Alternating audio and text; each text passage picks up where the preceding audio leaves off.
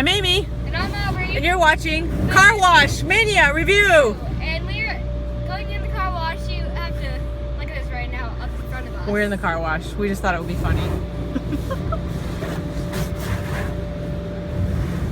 Aubrey's so excited to be going through the car wash. Yay! I love the car wash.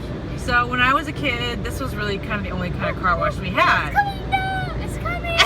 It's coming. But in Minnesota, when I was a kid growing up in the 70s and 80s, this is the only kind of car wash we have. But Aubrey, growing up here in California, most of the car washes here are car washes where they hand wash your car. So she hasn't been through one of these. She was really little.